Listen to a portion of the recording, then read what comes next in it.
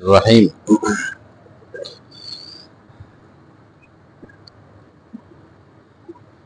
قالوا أئنك لأنت يوسف قال أنا يوسف وهذا أخي قد من الله علينا إنه من يتق ويصبر فإن الله لا يضيع أجر المحسنين۔ آج سورہ یوسف کی تلاوت ہوئی ہے۔ سورہ یوسف میں اللہ تبارک و تعالی نے جس قصے کو بیان کیا ہے اس کے ہر پہلو میں عبرت اور نصیحت ہے، اور اس میں کچھ نہ کچھ پیغام ہے۔ اور تلاوت ہو رہی تھی تو خیال تھا کہ اس کو بھی بیان کریں گے، پھر اس کو بھی بیان کریں گے، اور بیان تو صرف 2 منٹ کرنا ہے نہیں۔ اس لیے اس قصے کا جو نچوڑ ہے ہم اسے آپ کے سامنے بیان کرتے ہیں، جس کو اللہ تبارک و تعالی نے حضرت یوسف کی زبانی خود بیان کر دیا ہے۔ جب بھائی تو آ جا رہے تھے، کئی مرتبہ آنا جانا تھا بھائیوں کا، غلہ لینے کے لیے آ جا رہے تھے، لیکن پہچان نہیں پا رہے تھے۔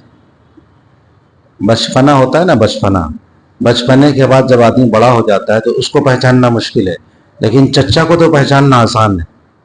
چچا تو چچا ہی رہے گا نا، لیکن جو چھوٹا تھا اب 10 سال کے بعد اسے دیکھیں گے تو پہچاننا مشکل ہوگا، لیکن جو آدمی بڑی عمر کا تھا اس کو تو آدمی پہچان ہی رہا ہے۔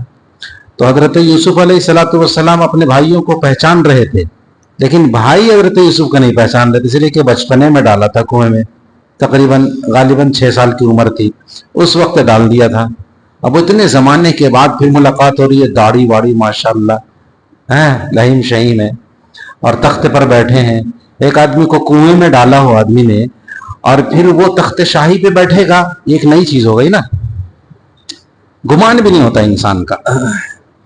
تو بہرحال تو اس کے بعد جب تھوڑا سا ادھر ادھر شبہ ہوا اور کچھ ایسی باتیں ہوئی، اور جا کر کے کہا کہ ہماری حالت بہت غیر ہو گئی ہے، آپ ہم پر کرم کیجئے، آپ نے میرا ایک بھائی بھی روک لیا ہے، ہم بہت پریشان ہیں۔ دیکھا کہ اب ان کی حالت بہت خراب ہو گئی ہے اور بیچارے عاجزی کے ساتھ آئے ہیں۔ تو کہا کہ تم کو پتا ہے کہ تم نے یوسف کے ساتھ کیا کیا تھا؟